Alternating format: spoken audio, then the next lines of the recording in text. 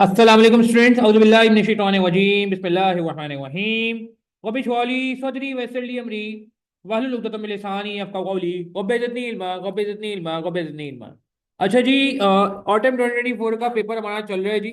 और अभी हम क्वेश्चन नंबर 9 जो पेपर का आखिरी सवाल था वो हम जरा सॉल्व करने जाएंगे ताकि देखें कि चीज़ें जो है वो क्या थी। इसमें एक अच्छा सवाल था, पासिंग परसेंटेज भी इसमें अच्छा था, बट हम क्लास में भी सॉल्व कर लेते हैं ताकि कोई अगर कंफ्यूजन है आपके जहन में तो सामने आ जाए। मेरा नंबर नोट कर लीजिए जी। ठीक है, वैसे भी कोई सवाल हो, कंफ्यूजन हो तो आप ये नंबर नोट कर सकते हैं। और अगर आपको ये वीडियोस समझ आती हैं और भी पिछले सोल्यूशन की वीडियोस जो है वो अपलोड हो चुकी हैं तो आप जो है वो क्या कहते हैं और लोगों को भी फॉरवर्ड कर सकते हैं। ठीक है जी, क्वेश्चन नंबर 9 से बात को स्टार्ट कर। अच्छा जी, रिक्वायरमेंट पहले पढ़ेंगे। Evaluate the both both both proposal using net present value method and recommend the best proposal. एक सवाल था, अगर किसी को याद हो, जो हमसे लेक्चर लेता है, ऑटम 2020 में एक सवाल आया था एल्युमिनियम लिमिटेड। क्या मैंने बताया? ऑटम 2020 एल्युमिनियम लिमिटेड किसी ने किया है वो सवाल? हमारे लेक्चर में भी है, आई होप और भी टीचर्स कराते होंगे। ये कैफ 8 जब होता था ना तब का सवाल है, ये बहुत अच्छा सवाल था। ओवरहॉलिंग भी था उसमें। क्वेश्चन नंबर मुझे याद नहीं आ रहा क्या था। एल्युमिनियम लिमिटेड के नाम से था कैफ 8 में। जी, याद आ रहा है। तो एल्युमिनियम लिमिटेड वाला जो सवाल था ना, ये उसका समझे रिपीट टेलीकास्ट है। वो सवाल थोड़ा सा और टेक्निकल था, उसमें एक दो बातें और थी, तो इसने वो बातें यहाँ पे थोड़ी सी आसान की हुई है, मुझे ऐसा लगता है। ठीक है, तो किसी ने अगर वो सवाल किया हुआ है जो कि मेरे ख्याल से मेजोरिटी ने किया हुआ था, जो लोग पेपर में बैठे थे, तो इतना इतना प्रॉब्लम नहीं हुआ। सवाल फिर भी पढ़ लेते हैं, रिक्वायरमेंट पहले पढ़ेंगे। Evaluate both the proposal using net present value method, NPV निकालनी है, and recommend the best proposal. सवाल पढ़ रहे हैं जी। Z packaging solution Z P S data भी साथ साथ बनाना होगा। हम यहाँ पे साइड में डेटा के लिए जो है जगह छोड़ देते हैं। Is planning to set up a new packaging unit to meet specific requirement of one of its customer and considering purchase of a customise machine in respect the following two proposal are under consideration. दो proposal आपके सामने मौजूद हैं consider करने के लिए। ठीक है जी, दोनों प्रपोजल की डिटेल आपके सामने आ रही है, जरा गौर से देखते हैं क्या कह रहे हैं। पहला प्रपोजल है purchase cost including import duties 15 million, दूसरे में 11.5 मिलियन। एक में परचेज कॉस्ट ज्यादा है, एक में परचेज कॉस्ट कम है। अच्छा, यूजफुल लाइफ पहले की 4 साल है, दूसरे की 3 साल है। जिसकी कॉस्ट कम है उसकी परचेज, उसकी जो क्या कहते हैं यूजफुल लाइफ है वो काफ़ी कम है। ठीक है जी। और इसके अलावा अगर हम मजीद आगे बढ़ते हैं तो आगे हमसे कह रहे हैं कि जी एनुअल प्रोडक्शन जो है कैपेसिटी एक की 50,000 है महंगी मशीन की, और छोटी मशीन की सॉरी सस्ती मशीन की कैपेसिटी थोड़ी कम है 35,000। और annual preventive maintenance at current prices, याद आ रहा है current prices, current current current, ये इस सवाल में भी था एल्युमिनियम लिमिटेड में।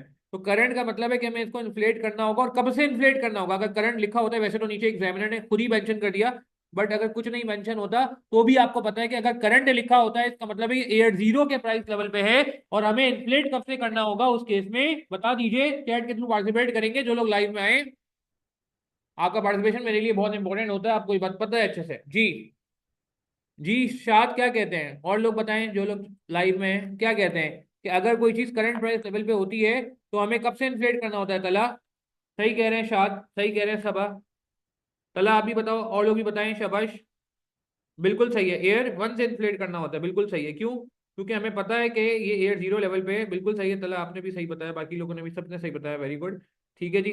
अच्छा आगे बढ़ते हैं, आगे क्या कह रहे हैं? आगे हमसे कह रहे हैं proposal 1 the supplier would repurchase the machine for 2.5 million at year 4 prices at the end of its useful life. क्या इसको भी इन्फ्लेट करना है स्क्रैप वैल्यू को? क्या 2.5 मिलियन की स्क्रैप वैल्यू को इन्फ्लेट करें या ना करें? साफ साफ लिखा हुआ है यार, साफ साफ लिखा हुआ है। क्या कहते हैं आप? अब भाई आपको क्या समझ आया? क्या इसको इन्फ्लेट करेंगे हम? हाँ, ऑब्वियसली ऑब्वियसली ऑब्वियसली। जी बिल्कुल। क्यों नहीं करेंगे? क्योंकि ऑटोमेटिकली लिखा हुआ है एयर फोर प्राइसेस, उस वक्त की प्राइसेस पे एल्युमिनियम लिमिटेड में इन्फ्लेट करना था, मगर यहाँ इन्फ्लेट नहीं करेंगे। स्क्रैप वैल्यू ऑफ मशीन 1 कितनी है जी? 2.5 मिलियन। ये ऑलरेडी इन्फ्लेटेड है, इसको इन्फ्लेट नहीं करना। ठीक है, ये गलती नहीं करिएगा। प्रपोजल 2 में कह रहे हैं major overall at the end of year 2 costing 1.5 billion at year 2 prices would be required. This overall would increase the machine के production capacity by 5,000 unit from year 3 onward and extended useful life by 1 year. This machine would be sold in the local market for 1.5 billion at year 4 prices. ये machine 2 का थोड़ा सा आपको ध्यान में रखना होगा, मशीन 2 थोड़ी सी इंपॉर्टेंट है। मशीन 2 में पहली बात तो इसने ये बोली है कि ओवरऑलिंग होगी 1.5 मिलियन की, और ईयर 2 प्राइसेस में क्या ओवरऑलिंग को इन्फ्लेट करेंगे? हाँ, year 2 means and of year 2 ना। ये ओवरऑलिंग इन्फ्लेट करें क्या? नहीं, करंट प्राइस लेवल नहीं लिखा हुआ तो इन्फ्लेट नहीं करेंगे, उस वक्त की प्राइस उसने ऑटोमेटिकली बता दी है। वेरी गुड, सही कह रहे हैं तालाब भी। अच्छा, आगे क्या कह रहे हैं, this overall would increase the machine capacity में 5,000 यूनिट। इंक्रीज कैपेसिटी फ्रॉम, पहले कैपेसिटी कितनी थी, 35,000।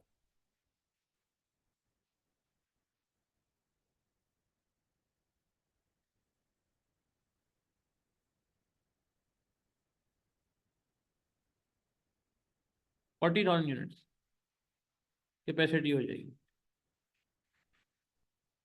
ठीक है जी, आगे बढ़ते हैं।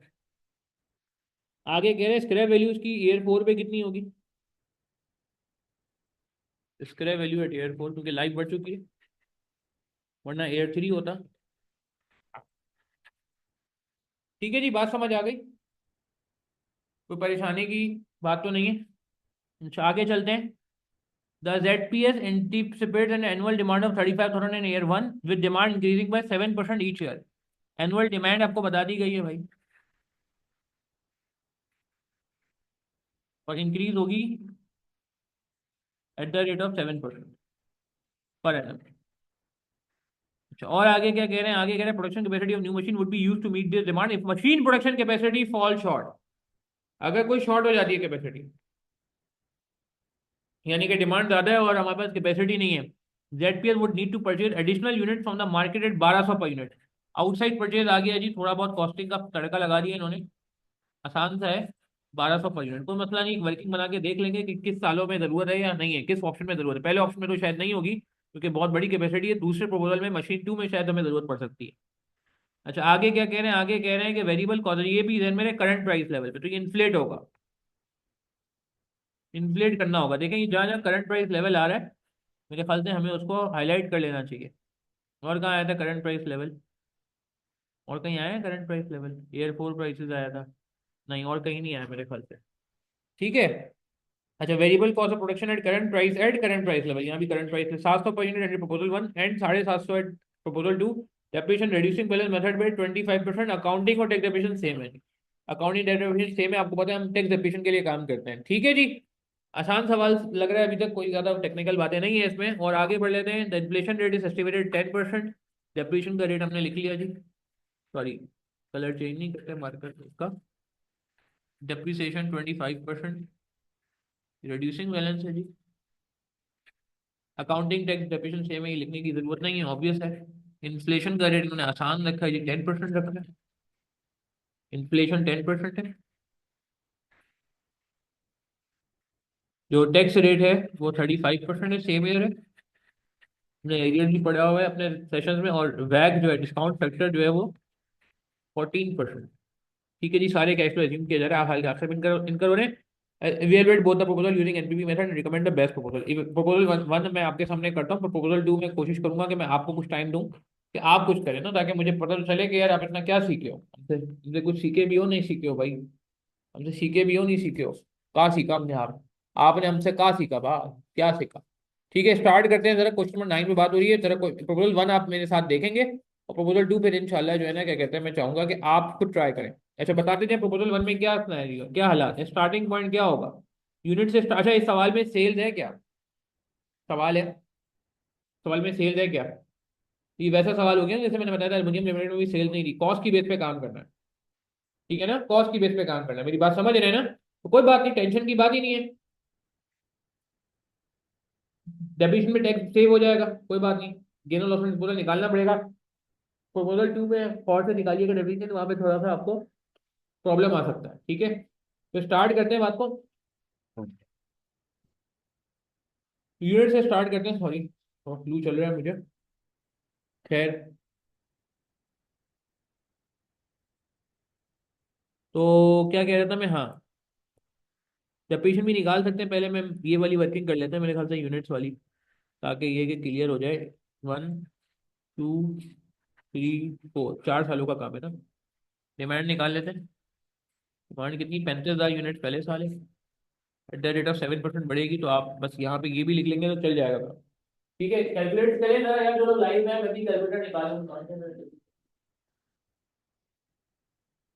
अच्छा जी, कैलकुलेटर मैंने भी निकाल लिया जी। क्या हो जाएगा ये, 35,000 इंटू 1.07, 37,450।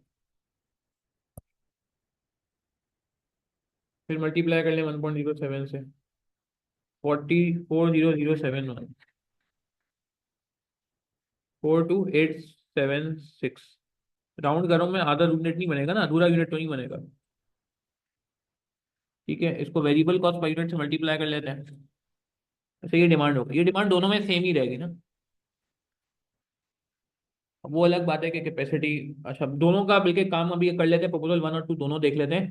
कैपेसिटी है हमारे पास, कैपेसिटी है हमारे पास, ठीक है, तो उसका मसला नहीं है प्रपोजल 1 का। प्रपोजल 2 में ख्याल करना होगा, चलो प्रपोजल 2 को उसी वक्त देख लेंगे। तो वेरिएबल कॉस्ट पर यूनिट से मल्टीप्लाई कर लेते हैं एक वक्त में, एक चलते 700 नहीं है, 700 नहीं है, 700 का मसला ये है कि 700 को इन्फ्लेट करना पड़ेगा ना करंट प्राइस लेवल पे था। 700 इंटू 1.1, 700 एट 10% इन्फ्लेट, 770 हो जाएगा, पहले साल से इन्फ्लेट करेंगे, ऐसा ही है। सही है ना। और क्या हो जाएगा, इंटू 1.1 कर लेते हैं, 847 हो जाएगा। फिर मल्टीप्लाई कर लें, 931.7 हो जाएगा। फिर मल्टीप्लाई कर लें तो 1024.87, 1025 कर लेते हैं। मल्टीप्लाई करते जाएं तो वेरिएबल कॉस्ट आ जाएगी। ठीक है ना, कोई मसला तो नहीं है। ऑप्शन 1 समझे हमने शुरू कर दिया है। एप्लीकेशन की वर्किंग और कर लेंगे, फिर पूरा स्ट्रक्चर बना लेंगे। ठीक है ना। नेगेटिव एनपीवी आ रही है, कोई बात नहीं, जहां कम नेगेटिव होगी वो बेस्ट हो जाएगा। क्या ख्याल है। अच्छा, मल्टीप्लाई कर लेते हैं, 35,000 इंटू 770, बड़ी अनफ्रेंडली फिगर है तो पूरी पूरी लिखनी पड़ेगी मुझे लग रहा है। 26,950। फिर उसके बाद अल्लाह भला करे, मल्टीप्लाई कर लेते हैं, 37,450, 317,20150।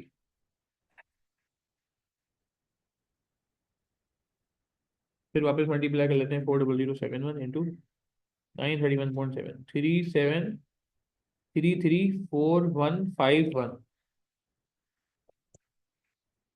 37,33,415, सॉरी,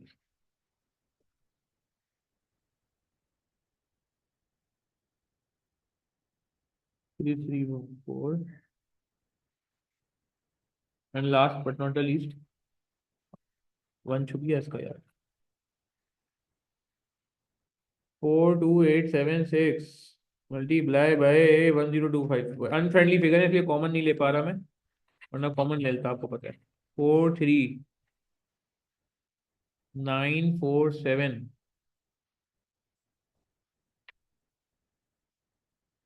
900।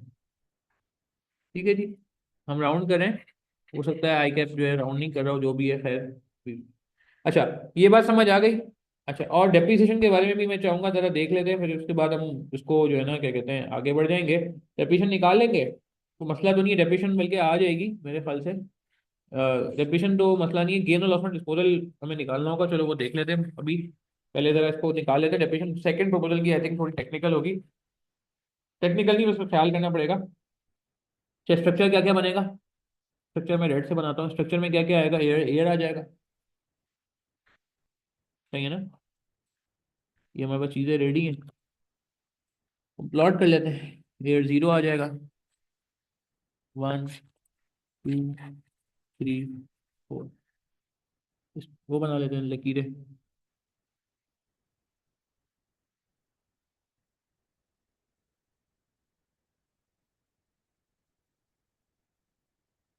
ठीक है जी।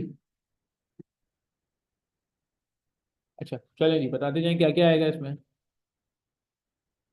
सबसे पहले क्योंकि टैक्स इन्वॉल्व है तो हम वेरिएबल कॉस्ट ही लिख देते हैं, जो हमने निकाली है ऑलरेडी।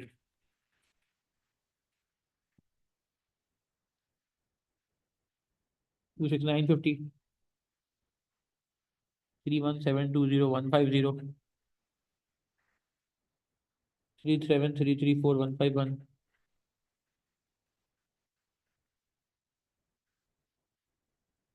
4 3, अच्छा नहीं सॉरी मैंने क्या दिया, आप लोग बता भी नहीं रहे मुझे, मुझसे गलत कॉलम में लिख रहा है। खैर, 26,950,000, 317,201,50। हाँ सही है, सही है, ये सही कर दिया मैंने। 37,334,150। Last one is 439,479।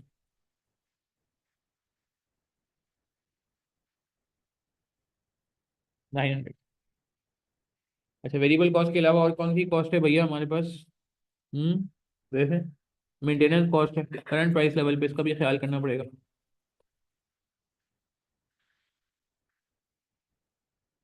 Maintenance cost आ जाएगी 200,000 इंटू 1.1, इन्फ्लेशन होती रहेगी इस पे। अच्छा, मैं माइनस में ब्रैकेट में नहीं लिख रहा, कॉस्ट को ना प्लस में लिख रहा हूँ, मुझे पता है जब सवाल है ही कॉस्ट में। सॉरी, 2,20,000 हर साल नहीं होगी ना, तो 2,20,000 का 10% बढ़ जाएगा 242,000 if I am not wrong. फिर और बढ़ जाएगा 266,200। फिर 1.1 से वापस कर लो 292,820। एक और तरीका ये होता है कि नेगेटिव में लिख रहा है, तो मैं नेगेटिव में नहीं लिख रहा। कॉस्ट है पता ही है, सारी कॉस्ट है, पॉजिटिव में लिख लेते हैं। डेप्रिसिएशन देख ले भाई, डेप्रिसिएशन। डेप्रिसिएशन का गेम ये है कि 15 मिलियन है ना, उसका 25% लगा दो, और फिर 0.25 से 0.75 से मल्टीप्लाई करते रहना। ठीक है, कोऑर्डिनेट में लिख रहा हूँ मैं जानबूझ के, और फिर मल्टीप्लाई 0.75 होता रहेगा ना, ये इससे 0.75 से मल्टीप्लाई होगा, ये आ जाएगा, ये 0.75 से मल्टीप्लाई हो जाएगा, ये आ जाएगा। ठीक है ना? डेफिनेशन बहुत बेसिक बात है, तो मैं ज्यादा उस पर एफर्ट नहीं कर रहा। 2812 500, 2109 375 एंड 158203। अब उसका गेन और लॉस ऑन डिस्पोजल पे आ जाते हैं।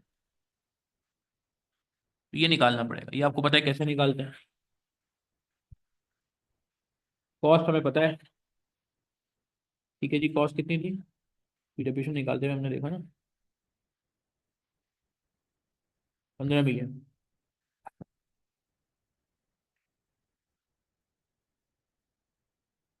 जैसे एक्यूमुलेट डेप्रिसिएशन कितनी आई है, ये आप सबको ऐड कर लें। शॉर्टकट भी आप लगा सकते हैं, मैं शॉर्टकट नहीं लगा रहा, शॉर्टकट के मूड में नहीं हूँ अभी मैं।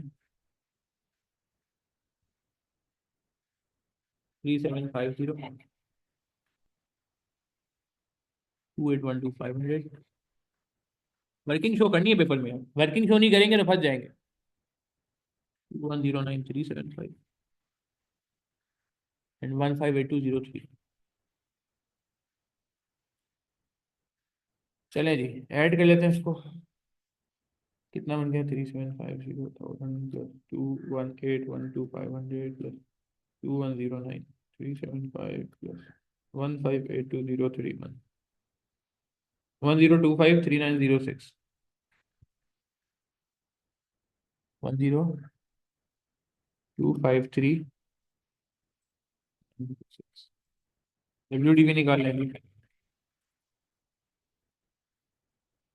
4746,094। अच्छा, ये WDV डायरेक्ट भी निकाल सकते हैं ना? 15 मिलियन इंटू 0.75, क्योंकि 25% डिप्रीशिएशन का रेट है, कि पावर 4, कि 4 बार डिप्रीशिएट करना है। जरा चेक करते हैं, यही आ रहा है?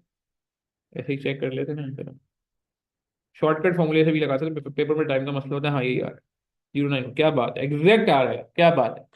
तो आप पे छोड़ता हूँ, आपको शॉर्टकट लगाने लॉन्ग कट लगाना है, आपकी मर्जी है। अच्छा, प्रोसीड्स कितनी है? स्क्रैप वैल्यू उन्होंने बताई, स्क्रैप वैल्यू माइनस नहीं होती रेड्यूसिंग बैलेंस डेप्रिसिएशन में यार।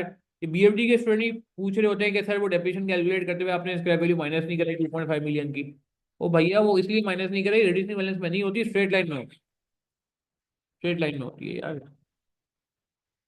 कितना आ गया?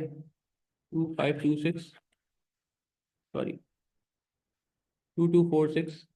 सही है, थैंक यू तला, थैंक यू। 224609।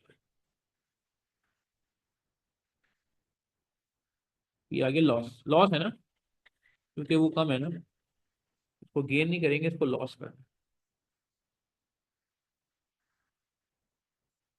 लॉस है इसको। कितना आया loss on disposal? 2246094।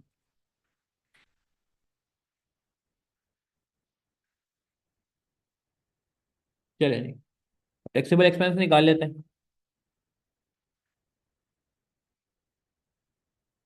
Taxable expense plus में लिख रहा हूँ, तो टैक्स सेविंग को किस में लिखूंगा? क्योंकि टैक्स एक्सपेंस है तो उस पर सेविंग आएगी ना। एग्री करेंगे? भाई सेल्स लगी होती, सेल्स गिवन होती, तो मैं प्रॉफिट निकालता, तो उस पर टैक्स लगता। मेरी बात समझ आ रही है? मगर एक्सपेंस बढ़ता है तो टैक्सेबल एक्सपेंस बढ़ने की वजह से टैक्सेबल प्रॉफिट कम होता है, और टैक्सेबल प्रॉफिट कम होने की वजह से टैक्स कम लगता है। ये बात याद है आप? ये बात पता है आपको? देखिए मैं रिपीट कर रहा हूं बात को, कि एक्सपेंस बढ़ेगा तो टैक्सेबल प्रॉफिट कम होगा, और टैक्सेबल प्रॉफिट कम होगा तो तो तो जब टैक्सेबल प्रॉफिट कम होगा तो टैक्स कम लगेगा, टैक्स बचेगा। इसमें टैक्स अप्लाई नहीं हो रहा, इसमें टैक्स सेव हो रहा है। सेल होती तो मैं कहता टैक्सेबल प्रॉफिट पे टैक्स लगेगा। आउटफ्लो यहाँ पे सारा।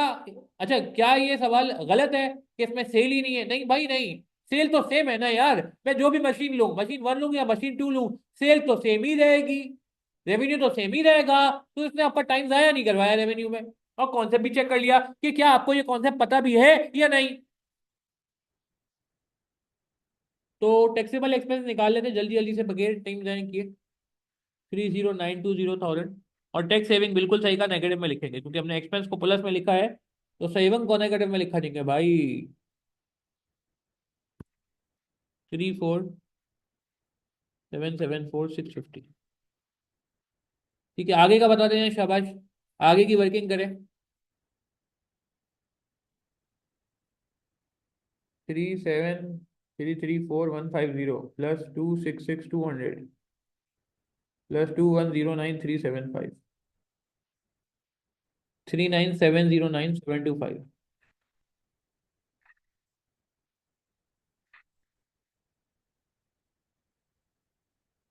439,747,900 20 प्लस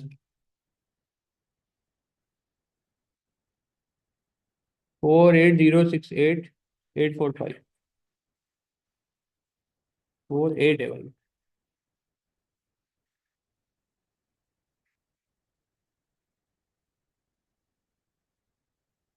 अब फौरन ही क्या करेंगे? बगैर टाइम लगाएंगे, बगैर टाइम लगाएंगे एड बैक कर देंगे डेप्रिसिएशन को। पता है ना बात आपको? बगैर टाइम लगाएंगे एड बैक कर देंगे लॉस ऑन डिस्पोजल को।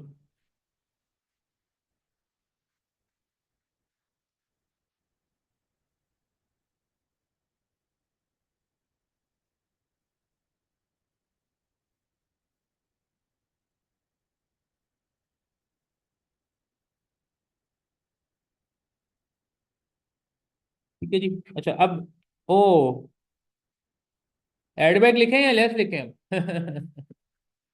सवाल है, ये क्या हुआ? ऊपर भी ऐड हो गया, नीचे भी ऐड हो गया, डबल कर दे। हाँ भाई, ऊपर भी ऐड हो गया, नीचे भी ऐड हो गया, ऊपर भी प्लस में आ रहा है, सॉरी ये, और नीचे भी प्लस में लिख दें, ऐसे करें? जवाब दें। अरे भैया देखें, ये आना चाहिए। डिफरेंट एंगल से भी तो एग्जामिनर पूछ रहा है ना यार, ये पास पेपर का ही सवाल है ना, रिसेंट टाइम का सवाल है ना। मेरी बात समझ आ रही है? तो जल्दी से बताएं क्या करूं मैं? प्लस में लिखूंगा? याद है ना, नॉन कैश होता है, मैं एक्सक्लूड करना होता है। ये नहीं कि घर से रटा लगा के आ गए हम कि डेप्रिसिएशन हमेशा एडबैक होता है। ये नहीं हम रटा लगा के आ गए कि लॉस हमेशा एडबैक होता है और गेन लेस होता है। नहीं भाई, सिनेरियो के हिसाब से चलना पड़ेगा ना यार। अगर सिनेरियो में हम नॉर्मल तरीके से नहीं चल रहे हैं, हम अपनी आसानी ढूंढ रहे थे, तो कोई बात नहीं, अब यहाँ पे लगेगा ब्रैकेट। ठीक है ना? मुश्किल तो नहीं है ना बात ये? भाई आपको याद है ना, इसको रिवर्स करना मकसद है ना, चाहे एडबैक हो या लेस हो, रिवर्स करना मकसद है ना भैया। सही कह रहा हूं मैं आपसे?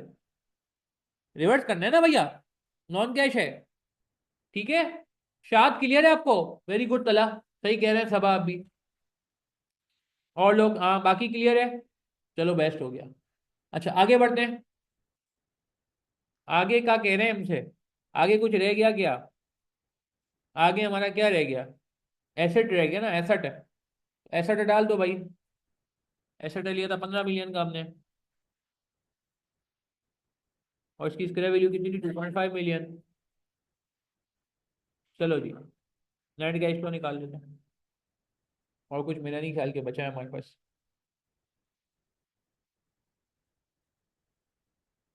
Discount factor at the rate of 14%। Present value आ जाएगी।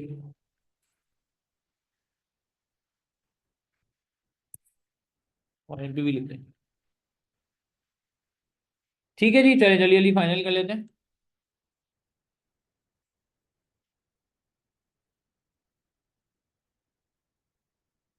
30920।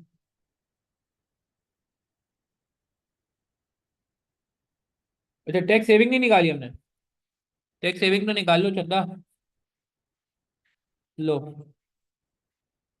टैक्स सेविंग तो निकालें, हाँ। टैक्सेबल एक्सपेंस गलत है, कितना है? मैं चेक कर लेता हूँ सेक्शन।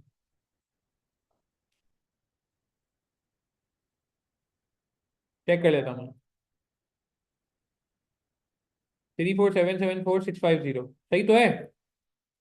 नहीं, तला सही है ये चंदा। मैंने चेक किया अभी वापस से।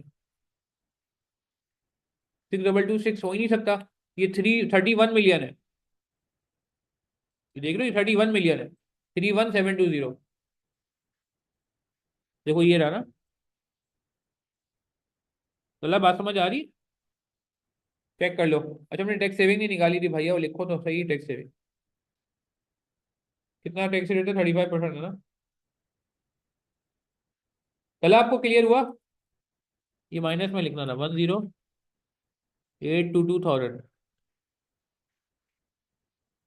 सही है ना? 12,121,171,128।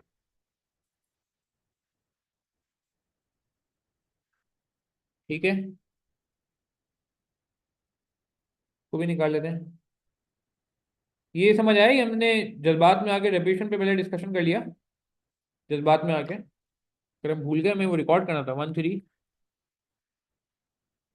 13,898,404। 48068845 16824,096।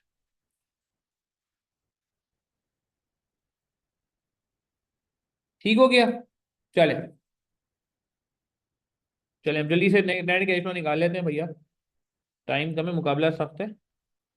16,348,000 हो जाएगा ये भी आसान है। 19। मैं पॉजिटिव में लिख रहा हूँ क्योंकि कॉस्ट को हमने पॉजिटिव में लिखा है। ठीक है जी, ये फिगर चेंज। 39,709,725।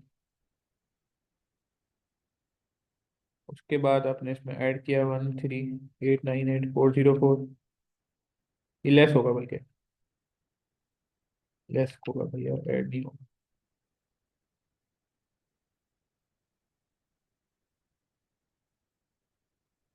2109,375। 38। ठीक है, चले जी बताते जाए फिर से फिगर।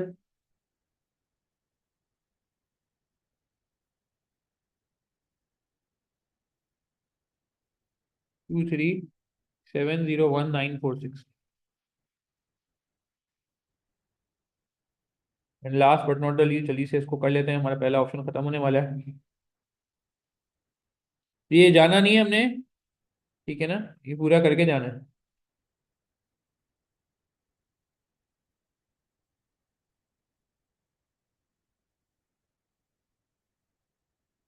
अच्छा, एक मिनट, एक गलती और भी हुई है। बताएं क्या गलती है अभी इसमें? इसमें एक गलती और भी है, जल्दी से बताएं। टैक्स सेविंग नॉन कैश नहीं है, टैक्स सेविंग तो कैश है ना। यार टैक्स कम देना पड़ेगा ना अगर आप एक्सपेंस ज्यादा रिकॉर्ड करोगे, ये तो मैं समझा रहा था थोड़ी देर पहले। हाँ शायद।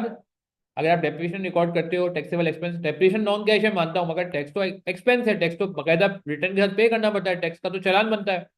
टैक्स का तो कैश जाता है।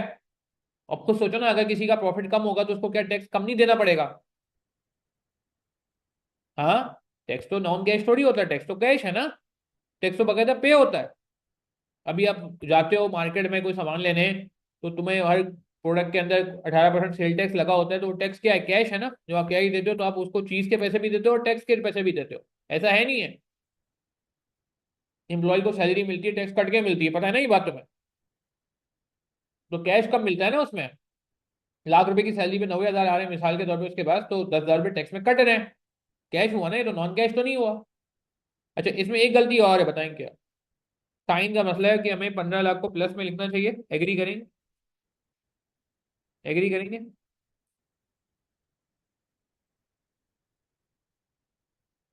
सही है ना? लेकिन हर चीज हमें आनी चाहिए, हर परसेंटेज में ग्रिप होनी चाहिए।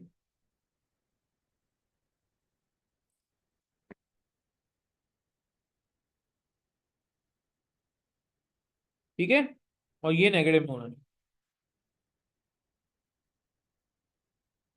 ये नेगेटिव में होना चाहिए, ठीक है ना? एग्री करेंगे ना, नेगेटिव में होना चाहिए ना।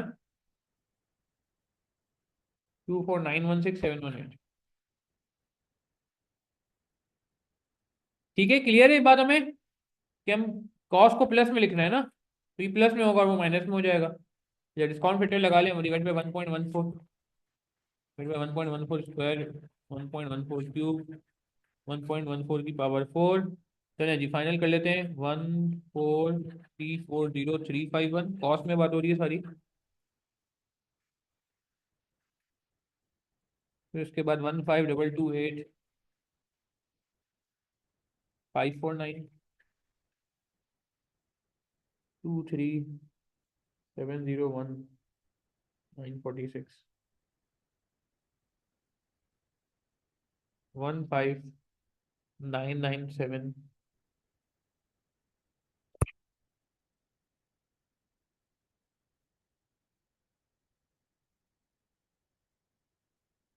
23701,946, 15,998, 138, and last two 4,916,718 divided by 1.14 की पावर 14752,697। ठीक है जी, बात समझ आई? सबको ऐड कर लेते हैं। अगर स्टार्ट से हम एक्सपेंस बैक में लिखते हैं तो फिर सही कह रहे हैं, मगर फिर वही बात पड़ गई वैसे देखा जाए तो। ऊपर पे मैं नेगेटिव में लिखता तो फिर यहाँ प्लस होता, यहाँ प्लस होता। मगर देखें, वो वैसे सवाल तो आपने वैसे भी बहुत सवाल कर लिए होंगे ना, माइनस से स्टार्ट करने वाले। तो अच्छा है कि आपको दूसरा फ्लेवर भी मिल गया इसी बहाने, कि अगर हम प्लस से स्टार्ट करें तो क्या होगा। माइनस से स्टार्ट करने वाले तो सवाल तो वैसे ही बहुत प्रैक्टिस में किया, एल्युमिनियम लिमिटेड भी शायद हमने माइनस वाला ही तरीके से किया था। मगर आप पॉइंट समझ रहे हैं कि एग्जाम के लिए आपको हर चीज के लिए अवेयर होना चाहिए, हर तरीका आना चाहिए। और आगे बीएफडी जब आप पढ़ेंगे इंशाल्लाह, तो वहाँ तो इस तरह की चीज़ें बड़ी कॉमन होती हैं। कभी किसी तरीके से चलता है, कभी किसी तरीके से चलता है, तो आपको बड़ा जिसे कहते हैं ना, ख्याल करना पड़ता है ना, क्योंकि अल्टीमेटली आपने आना बीएफडी में है। तो ये भी इसीलिए बात हो रही है आपसे ज़्यादा, कि भाई आप जब वहाँ पहुंचो तो आपको इतना प्रॉब्लम ना हो, आपको फ्लेवर का पता हो। ठीक है, बाकी बिल्कुल सही बात है, सही कह रहे हैं कि ब्रैकेट से स्टार्ट कर सकते हैं। अच्छा जी, आज फाइनल आंसर आ गया 75319,735।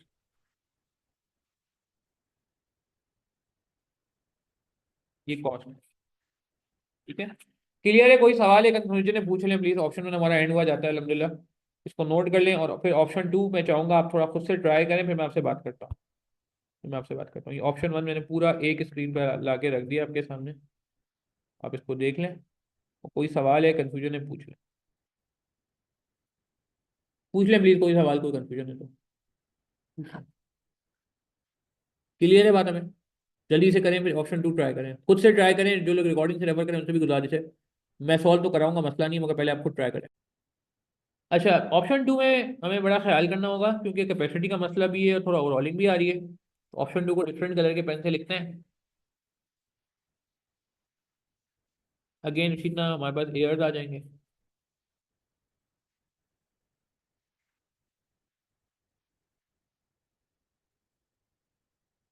ठीक है जी, इसमें हमारे पास जो है डिमांड वही है पुरानी। डिमांड हमने पहले ही निकाल दी, डिमांड में चेंज नहीं आएगा। ये रही डिमांड 35,000, 37,450,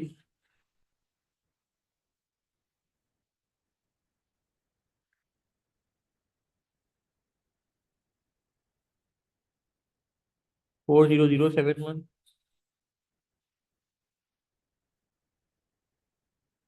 और 42,876।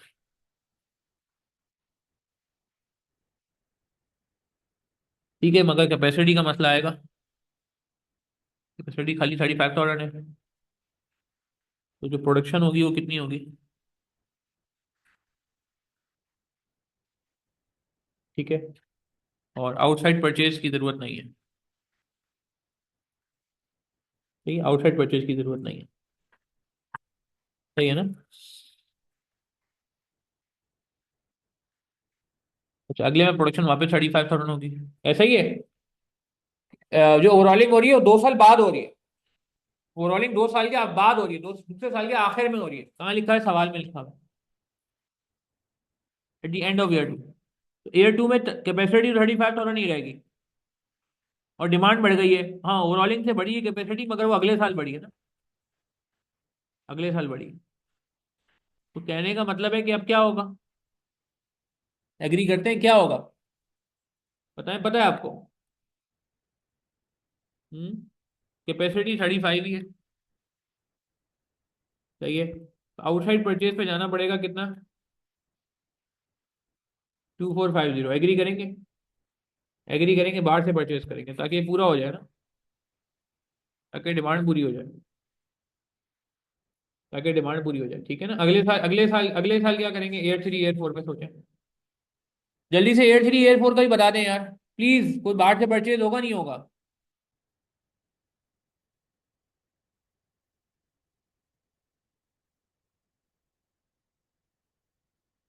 जी, शाबाश, वेरी गुड। चला, और कोई बाकी लोग ट्राई करें। बाकी लोग ट्राई करें यार, शाबाश।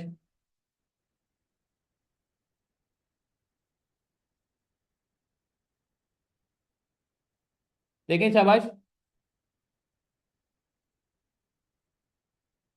बिल्कुल सही है, बिल्कुल सही है।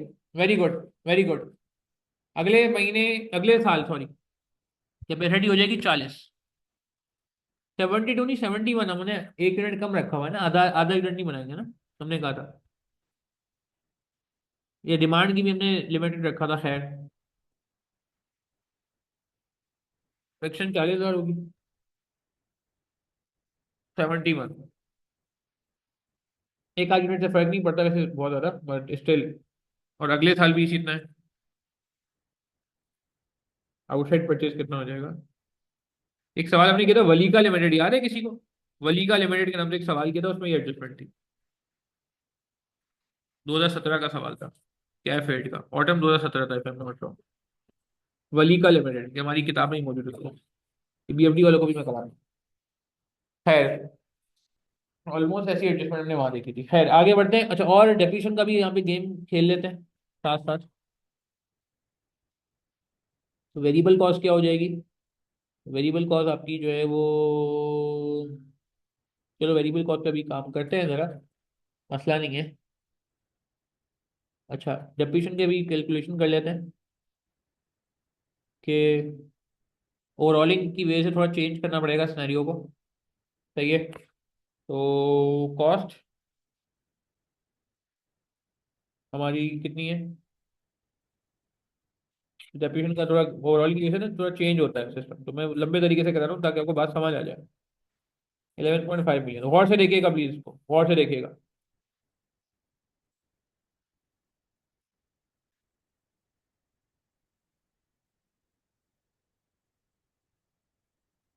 ईयर 1 में डेप्रिसिएशन कितनी होगी?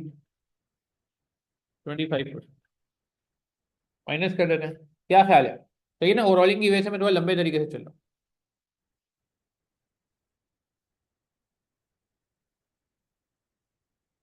ठीक है, हाँ, आप ट्राई करेंगे सर? आप ट्राई करेंगे?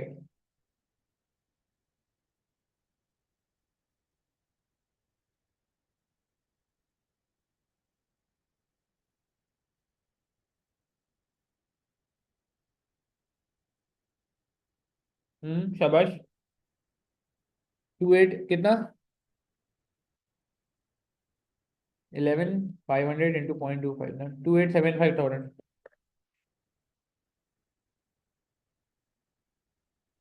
WDV आ जाएगी at year. Year one at 8625। Depreciation year two की निकाल लेते हैं।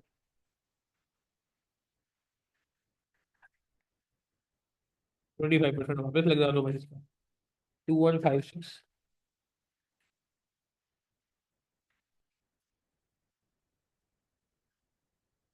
WDV at year two at कितना हो गया?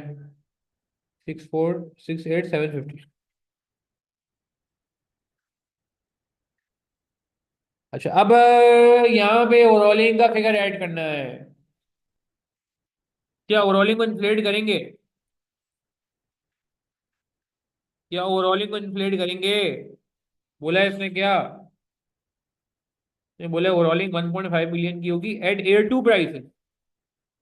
एल्युमिनियम लिमिटेड में इन्फ्लेट करना पड़ा था, यहाँ पे इन्फ्लेट नहीं करना होगा। अब डेप्रिसिएशन जो लगेगी ना, ये लंबी वर्किंग इसीलिए की थी यार। शॉर्टकट भी लगा सकते थे कि हम 2 सालों की डेप्रिसिएशन नॉर्मल तरीके से निकाल दे। खैर मैंने कहा चलो लंबे तरीके से कर लेते हैं। तो revised WDV at year two add कर लें।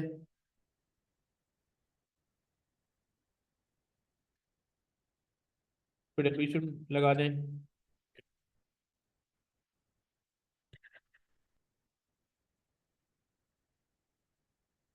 25% लग जाएगी डेप्रिसिएशन पर।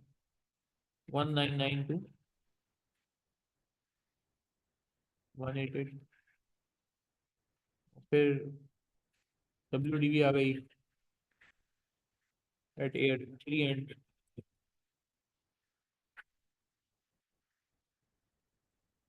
ठीक है जी, 5976 563 डेप्रिसिएशन नियर 4 निकालेंगे। तभी गेन लॉस एंड डिस्पोजल भी यही निकालेंगे, सही है। 1494 141 WDV एट ईयर 4 एंड। ठीक है जी। तो कितनी आ रही है? 484482 422। अच्छा जल्दी से बता दें, गेन लॉस एंड डिस्पोजल क्या आ रहा है? गेन आएगा लॉस आएगा। स्क्रैप वैल्यू कितनी थी? रीसेल वैल्यू कितनी थी? 1.5 मिलियन थी। 1.5 मिलियन थी, अगेन इन्फ्लेट नहीं करेंगे, उस वक्त की प्राइस पे है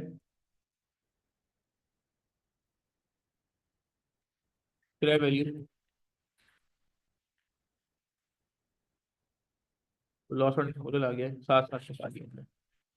लंबी वर्किंग जानबूझ के की और रोलिंग के लिए, वरना तरीका ये फॉलो करने की जरूरत नहीं थी। 298243। ठीक है जी, बात समझ आई। दो वर्किंगें हो गई हैं। अब यार स्ट्रक्चर तो आप खुद भी बना लोगे। ठीक है, बनाओ ना जरा, प्लीज ट्राई करो। बना दूंगा मैं, मसला नहीं है, इसको देख लो, कोई सवाल है पूछ लो। स्ट्रक्चर बड़ा आसान सा था। लॉस है, बिल्कुल लॉस है। वही स्ट्रक्चर बनेगा, एक दो चीजें एक्स्ट्रा आ जाएंगी, ओवरऑलिंग वगैरह आ जाएगी। ओवरऑलिंग और आउटसाइड परचेज।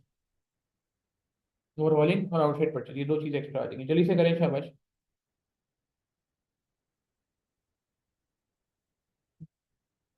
शाबाश। ट्राई करेंगे। करें। चलो, मैं भी करा करा देता हूँ, कोई मसला नहीं है। Year 0 1 3 4।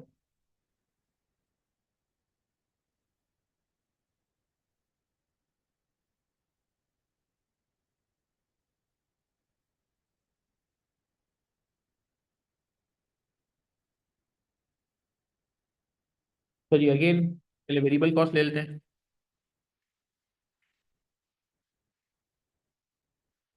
Variable cost of production, units को मल्टीप्लाई करना होगा हमें। 35,000 750 इंटू 1.1 ना। 750 समझ आ रहा है कहाँ से आ रहा है? क्योंकि वो सवाल में 750 था ना। नहीं, 1.1 से भी करना पड़ेगा क्योंकि वो इन्फ्लेशन ईयर 1 से होती है। ये रही 750 करंट प्राइस।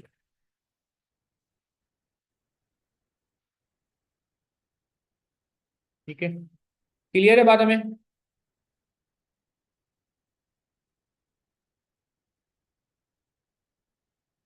3500 इंटू 35,500, सॉरी,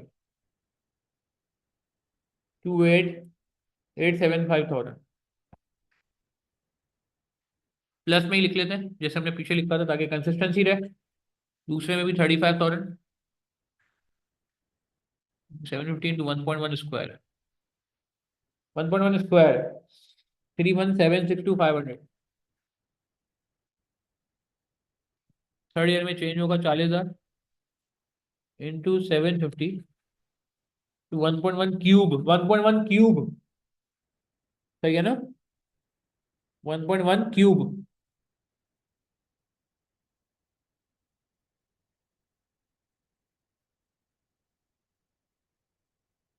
ठीक है ना?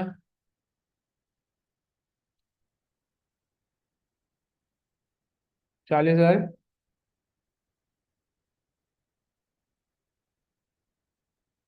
इंटू 750, 399,300,000।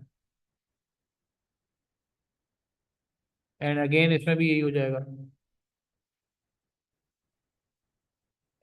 40,000 इंटू 750 इंटू 1.1 की पावर 4, क्योंकि वो बाकी फिर आउटसाइड परचेज से जाएगा ना। 439,23,000।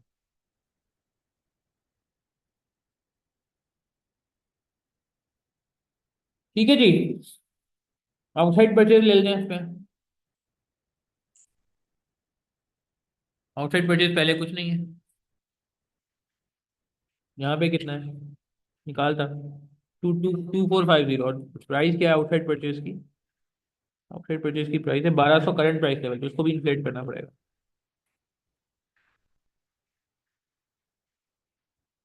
2450,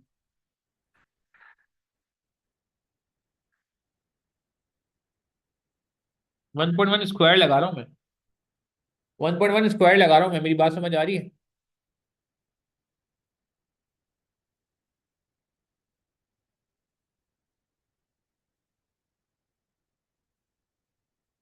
मेरी बात समझ रहे हैं? स्क्वायर क्यों लग रहा है? क्योंकि वो करंट प्राइस लेवल पे, हमें A2 पे जाना है, ईयर 1 पे नहीं जाना। खाली 1.1 लगाएंगे तो एक साल बाद की प्राइस आएगी, ठीक है? पहले साल कुछ नहीं था, ये हमारा कसूर थोड़ी है भाई। अगर पहले साल भी कोई आउटसाइड परचेज होता तो 1.1 लगा लेता खाली में, मगर यहाँ मुझे 1.1 स्क्वायर लगाना होगा। सही है ना? स्क्वायर लगाना होगा। स्क्वायर इसलिए लगा रहे हैं, अगेन आई एम सेइंग, क्योंकि सेकंड ईयर पे खड़े हुए ना भाई, और सवाल में जो था वो पहले साल का था।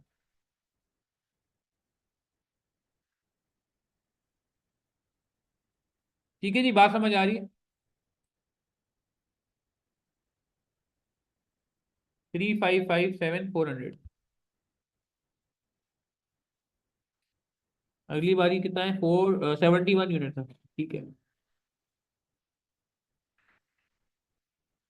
1.1 की पावर क्यूब हो जाएगा।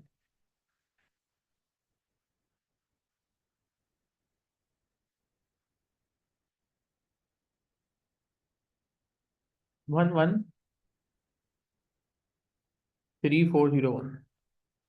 राउंड लेके भी कर सकते हैं, बस शुरू कर दिया हमने तो ठीक है। फिर क्या था जी? 2876,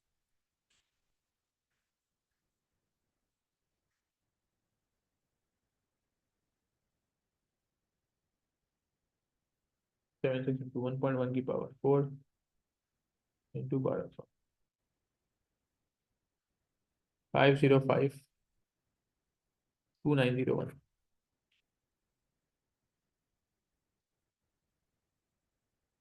505,2901।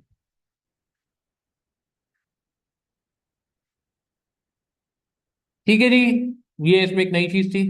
मेंटेनेंस कॉस्ट इसमें भी आएगी, मगर थोड़ी चेंज है आई थिंक मेंटेनेंस कॉस्ट इसमें।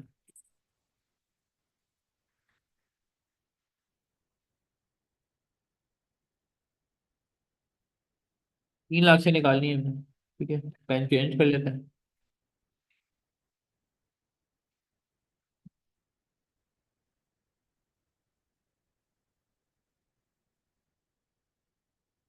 330,000, 363,000, 399, 300, एंड 439, 230। मेंटेनेंस के अलावा फिर वही डेप्रिसिएशन आ जाएगा। ऑलरेडी निकाल चुके हैं, बड़ी मेहनत हुई है भाई डेप्रिसिएशन। लॉस ऑन डिस्पोजल आ जाएगा। ओवरऑलिंग कैपिटलाइज हो गया। ओवरऑलिंग कैपिटलाइज हो गया। ओवरऑलिंग जो है वो अलग से आएगा, मगर इसमें नहीं आएगा। क्या कहते हैं, वर्किंग में नहीं आएगा, टैक्स की वर्किंग में नहीं आएगा। डेप्रिसिएशन ये रही थी 2875 है हमारे पास।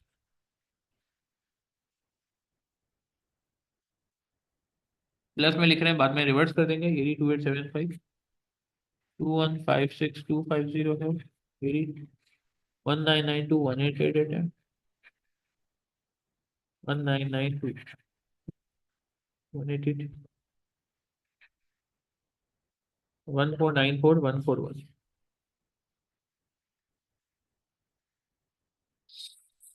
लॉस हमने निकाल लिया था जी।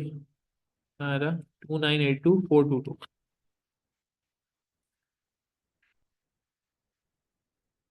हाँ पीसफुली अब आसानी से फ्लेक्सिबल एक्सप्रेस निकाल सकते हैं।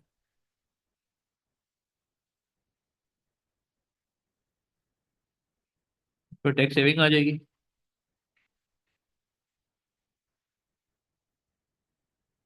एड बैक कर देंगे, एड बैक नहीं, लेस बैक करें।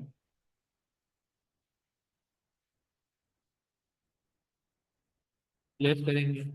लॉस ऑन डिस्पोजल क्योंकि वहाँ ऐड हुआ है। ऊपर ऐड हुआ है, अल्टीमेट ऑब्जेक्टिव रिवर्स करना है। लेस हुआ होता तो ऐड बैक कर देते, ऐड हुआ है तो लेस कर देंगे। यहाँ पे भी हमने लेस करना है।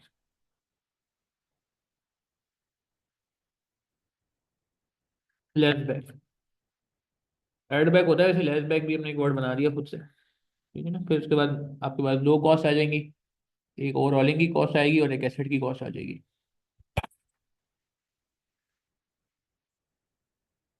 Asset net cash flow, count करके।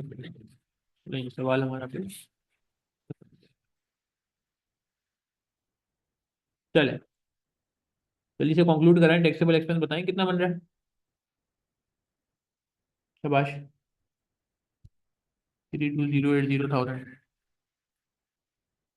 ठीक है। 37,89 से टैक्स सेविंग भी निकाल लेते हैं साथ साथ। सेविंग माइनस में हो जाएगी ना। 11,228,000। 13,243,703। बात समझ आ रही है? ईमानदारी से बताइएगा, सवाल मुश्किल था तो सच बताइएगा। हम्म। हाँ या ना? अच्छा, कोई आप में से ऐसा है जो लास्ट अटेम्प्ट में पेपर में बैठा हो और ये सवाल पेपर में किया हो किसी ने? जिस अटेम्प्ट, पिछले अटेम्प्ट का सवाल है ना? हाँ, कोई है आप में से ऐसा? बता दें अगर आप में से कोई ऐसा है। हाँ। अच्छा, तो आपको क्या लग रहा है? मैं नाम नहीं ले रहा आपका। अभी मुझे बताएं कि अभी आसान लग रहा है या वहां भी आसान लगा था? इतना ही आसान लगा था जितना भी लग रहा है?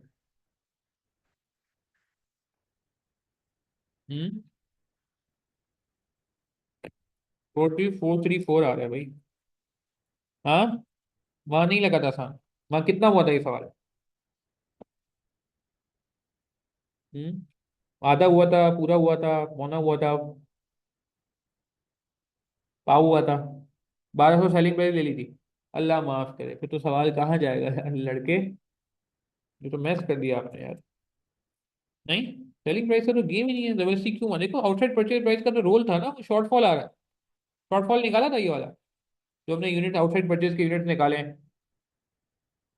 ये निकाला था क्या? या नहीं निकालता? वैसे इतना मुश्किल था, वलीका में कराया हुआ है अपने को।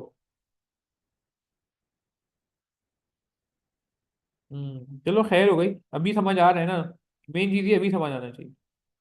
क्या पेपर में आप जाओगे भाई, दरअसल बिल्कुल every paper is a new paper, every day is a new day. सही है ना। Every attempt is a new attempt. Overhauling का कौन सा मसला था? अच्छा।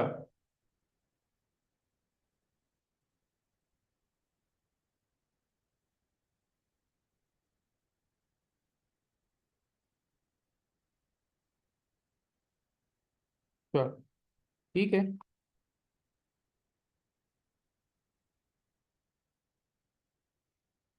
चलो अल्लाह मालिक है, नहीं अभी इसको करें प्लीज, मुझे फिगर्स तो बताएं यार आप लोग। याद बताओ फिगर यार।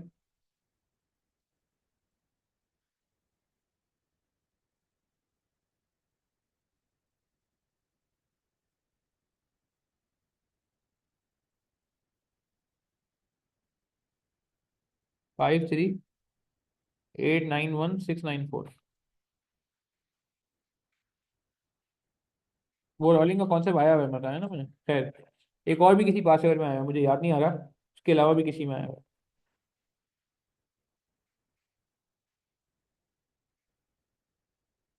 चलिए जी, डेफिनेशन को लेस करना है, कर देते हैं। सवाल ऑलमोस्ट एंड पे आ गया अब। कोई टेक्निकल बात नहीं बची, क्लरिकल काम बचा है खाली।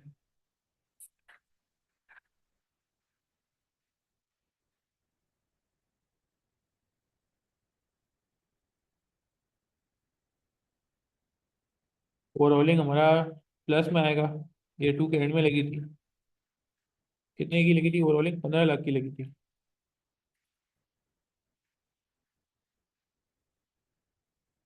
एसेट कितने का था? 11 समथिंग का था ना।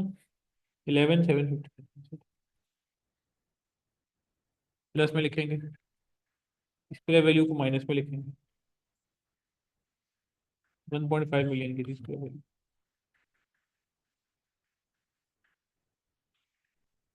चलो जी, नेट कैश को निकाल लेते हैं।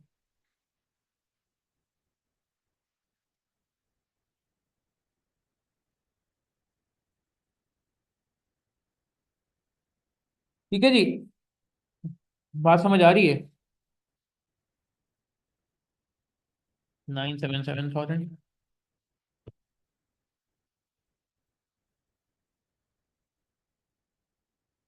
15769। 298। 23।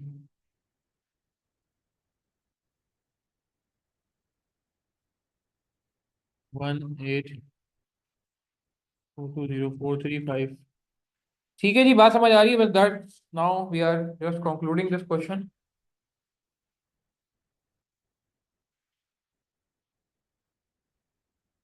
आपको यार ये सवाल समझ आए, हमारे पढ़ाने का अंदाज समझ आए, सवाल सॉल्व करने का अंदाज समझ आए, तो यार प्लीज़ आप लोग कंजूसी नहीं करिएगा।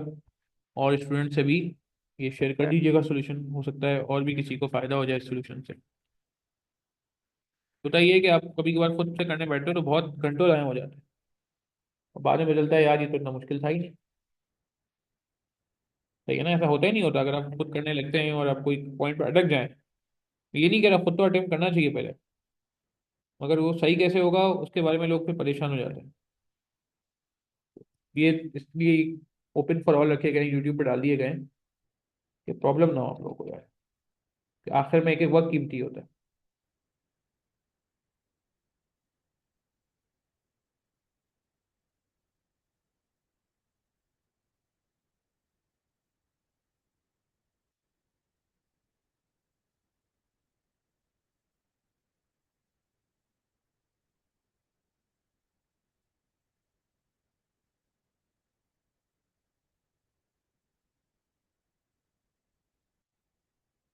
17201। फिगर बहुत बड़ी बड़ी थी यार। इतनी भी निकाल लेते हैं, नेगेटिव में ही आएगी। कौन सी मशीन बेहतर है ये फैसला भी करना है हमने। तो बस जल्दी फाइनली ऐड करने जा रहे हैं हम फिगर्स को।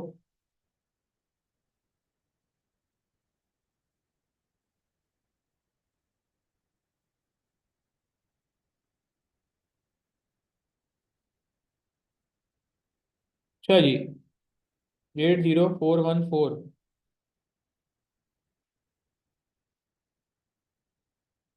315। गलती तो नहीं हो गई है? मैं एक दफ़ा वापस चेक कर लेता हूँ। 11750, 15769, 298, 1842043, 17272, सॉरी, 17272, 852 एंड 17170, 80441,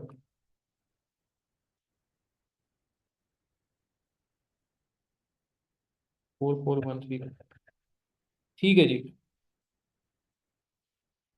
वहां कितनी आ रही थी कॉल जी? 75319 315। तो option one, proposal one is beneficial on financial crimes.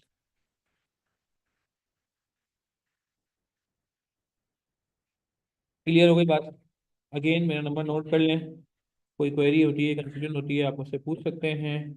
आखिर में बस एक रिक्वेस्ट है आप लोगों से प्लीज़ कि यार देखें, मैं पहले भी अक्सर कहता हूँ, कॉस्टिंग में मैंने कहा था कि मैं जितनी मेहनत कर लूँ, आप जितनी मेहनत कर लें, अल्लाह ताला की मर्जी शामिल नहीं होगी तो हम पेपर पास नहीं कर सकते। तो इसलिए मैं अक्सर स्टूडेंट से रिक्वेस्ट करता हूँ कि आप अल्लाह ताला की मर्जी शामिल करने के लिए ना अल्लाह ताला से दुआ भी करें। दुआ भी करें, ठीक है ना? करते होंगे मगर थोड़ा कितना सीरियसनेस के साथ, अल्लाह ताला से बातें करने वाले अंदाज में, कि लगे कि हाँ ये कुछ लाइन मिल रही, कुछ कनेक्शन लग रहा है, कुछ कनेक्ट हो रही है लाइन, कुछ कॉल मिल रही है, ठीक है ना? और जब दुआ करें तो बहुत अच्छे से दुआ करें, ऐसे दुआ करें कि अल्लाह ताला आपके सामने। और दुआ सिर्फ अपने लिए ना करें, कंजूसी का मुजाहरा ना करें, अपने लिए भी दुआ करें। और जितने लोग आपके दोस्त अहबाब पूरे पाकिस्तान में जितने स्टूडेंट पेपर दे रहे हैं उनके लिए भी दुआ करें। पता नहीं किसकी दुआ किस किस में कबूल हो जाए। तो पैसे थोड़ी लगते हैं दुआ करने के, पैसे लगते हैं क्या? टाइम लगता है, थोड़ा सा टाइम तो अल्लाह ताला के लिए निकाल सकते हैं यार। और वो भी उस रात के लिए जिसके मर्जी के बगैर कुछ नहीं हो सकता, ठीक है ना? तो अल्लाह ताला से दुआ है मेरी भी, आप सबको अल्लाह ताला कामयाब फरमाए।